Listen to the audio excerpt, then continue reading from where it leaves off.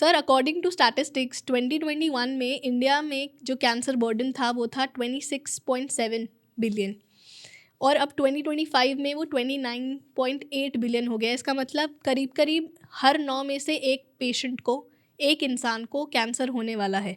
Which brings me to my next question कि हमेशा से कैंसर का ट्रीटमेंट बहुत ही महंगा देखा जाता है, स्कैरी होता है। मैंने पहले भी मेंशन किया कि लोग बहुत डरते हैं कि इसमें तो हमारी फाइनेंशियल सिचुएशन पूरी बिगड़ जाएगी। तो हम इसको अफोर्डेबल और एक्सेसिबल कैसे बना सकते हैं? हमें ये समझना पड़ेगा कि कैंसर के इलाज में ऑपरेशन है, रेडियोथेरेपी है और कीमोथेरेपी है। ये 3 बेसिक चीज़ें हैं जो कि बहुत ही सस्ती हैं, जो कि एक इंसान सरकारी हॉस्पिटल में जाके करा सकता है, क्योंकि मेडिकल कॉलेजेस में और बड़े डिस्ट्रिक्ट लेवल हॉस्पिटल्स में ऑपरेशन की सुविधा तो है ही। और आप देखें कि रेडिएशन की जहाँ तक बात है, लगभग 700 से 800 मशीनें रेडिएशन की इंडिया में लग गई हैं और ये बढ़ती जा रही हैं, चाहे वो प्राइवेट सेक्टर है या गवर्नमेंट सेक्टर है। तो गवर्नमेंट सेक्टर में तो रेडिएशन से इलाज मुफ्त ही होता है जी। और जो बेसिक कीमोथेरेपी की दवाइयाँ हैं वो एक्सपेंसिव नहीं है, क्योंकि इंडियन फार्मास्यूटिकल इंडस्ट्री ने जो कॉमन कीमोथेरेपी की दवाइयाँ हैं वो 50-60 हज़ार रुपये का 6 महीने का ट्रीटमेंट हो जाता है। तो basic treatment is not expensive. ऐसा नहीं है कि वो अफोर्डेबल नहीं है। जब बात आती है टारगेटेड दवाओं की, इम्यूनोथेरेपी की दवाओं की, उसके अंदर कॉस्ट फैक्टर आने शुरू हो जाते हैं। तो देखिए, आयुष्मान कवर है जो कि लगभग एक परिवार को 5 लाख रुपए देता है सालाना, जिसमें कि कैंसर की भी कवर होती है। तो एक बहुत बड़ी सुविधा है जो कि सरकार ने लोगों को दी हुई है। जी।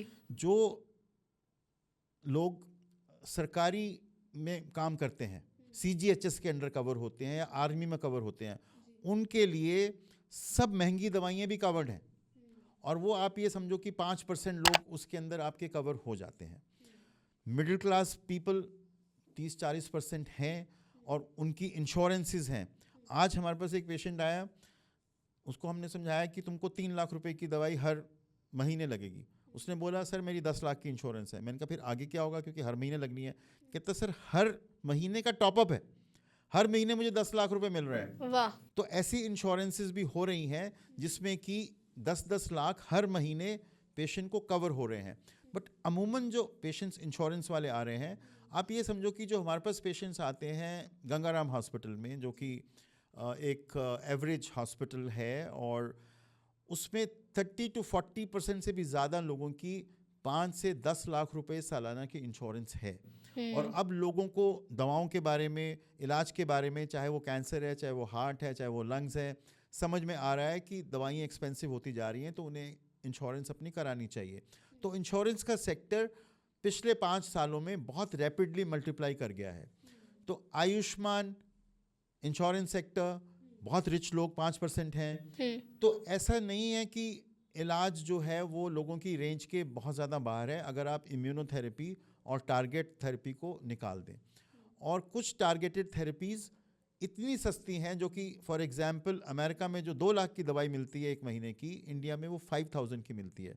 और वो दवाइयाँ ना केवल दूसरी कंट्रीज़ में एक्सपोर्ट हो रही हैं, चाहे वो यूरोप है, वहाँ अफ्रीकन कंट्रीज़ हैं या साउथ अमेरिका है, जी। एक्सपोर्ट हो रही हैं। तो ये सुविधा ना केवल इंडियंस को मिल रही है, बल्कि एक्सपोर्ट करके इंडियन फार्मास्यूटिकल कंपनीज अपना नाम कमा रही हैं। और ये दवाइयाँ उतनी ही कामयाब हैं जितनी कि अमेरिका में या यूरोप में ओरिजिनल दवाइयाँ थी। तो दवाओं का सस्ता होना और इंश्योरेंस होना और आयुष्मान का होना और CGHS, EHS और दूसरे फॉर एग्जांपल जो ये नवरत्न हैं, BHEL हैं, NTPC हैं, EIL हैं, ये भी बहुत सारी दवाइयाँ फ्री पेशेंट्स को अपनी देते हैं। तो बहुत सारे लोगों को ये सुविधा कैंसर के इलाज की है। और आपको उदाहरण देते हैं कि राजस्थान जैसे प्रदेश में सारी दवाइयाँ फ्री हैं। नॉर्थ ईस्ट के बहुत सारे स्टेट्स हैं जो कि इम्यूनोथेरेपी की 2-2 लाख की दवाइयाँ भी फ्री दे रहे हैं।